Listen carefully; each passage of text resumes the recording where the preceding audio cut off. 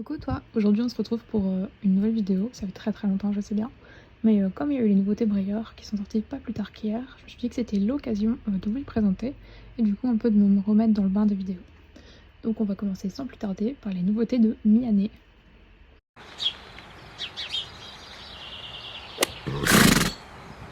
Alors pour commencer, on a WC Mark of Charm, c'est un étalon saddlebred. Donc moi personnellement je le trouve magnifique, il est alezan crin lavé. Franchement je trouve que la figurine est très représentative du vrai cheval. Donc les saddlebred, c'est un peu comme les Tennessee Walker, c'est pas exactement la même race je crois, mais j'ai peur de vous dire une bêtise. En tout cas c'est une race très populaire aux États-Unis et du coup c'est une race qui est connue pour cette allure là, très relevée etc. qu'on appelle cinquième allure. Donc il y a des championnats de cinquième allure et ce cheval là on a gagné plusieurs. Donc voilà, une figurine vraiment haute aux couleurs avec du coup un des nouveaux moules Breyer qui est sorti du coup il y a 2 ans. Et bah, franchement j'ai très hâte, je pense que je vais l'acheter celui-là. Ensuite on a Tease Zolo qui est un pur sang, enfin je dirais un pur sang anglais mais du coup non c'est un pur sang américain parce que bon, bref c'est un cheval de course quoi. Donc je suis pas trop renseignée sur sa carrière, de ce que j'ai compris il a dû gagner quelques trucs sinon il n'aurait pas été fait en figurine. En tout cas il a l'air très apprécié. Et franchement moi c'est un moule que j'apprécie, le moule de Lonesome Glory, parce que c'est un moule qui est vraiment très expressif et assez simple en même temps. Vraiment c'est un moule qui est top si vous voulez commencer. Le cheval il est très bien nuancé je trouve, il est même plus nuancé que le vrai cheval, c'est presque étonnant. Et à nouveau je trouve assez bien représenté, même si bah, comme je l'ai dit, il est un peu plus nuancé que le vrai cheval. Mais la marque en tête est vraiment très bien faite. Ensuite du coup on a KB Omega Fahim, qui est un cheval, je crois que c'est un Shagia arabe. Normalement c'est ça si je dis pas de bêtises. Donc c'est un cheval de dressage américain encore une fois. Donc moi personnellement je déteste ce moule, mais après chacun ses goûts, chacun ses envies j'ai envie de dire. Donc franchement le cheval est bien réalisé, il est très représentatif de la race aussi, qui est une race un peu massive tout en étant légère, c'est un mixte parfait en fait.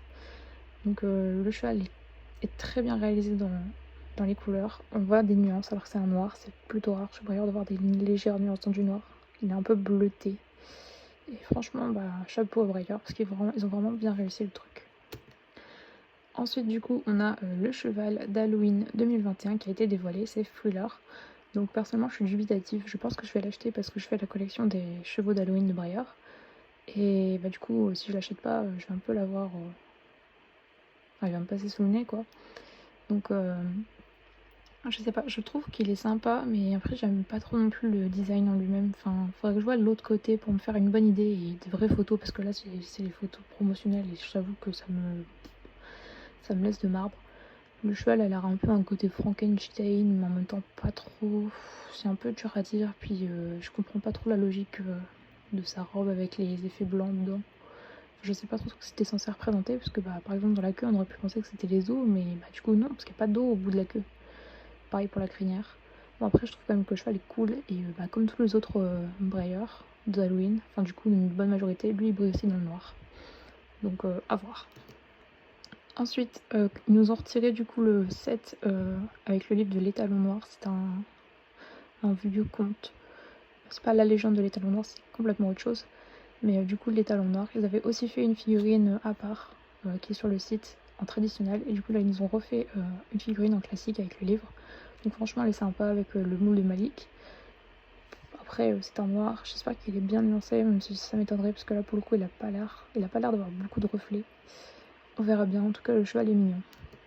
Ensuite, du coup, dans leur continuité des sets de chevaux, on va dire cupcake, on a Red Velvet, qui est du coup encore un cheval décorateur classique. Enfin classique, la série classique n'existe plus maintenant, on appelle ça des Freedom.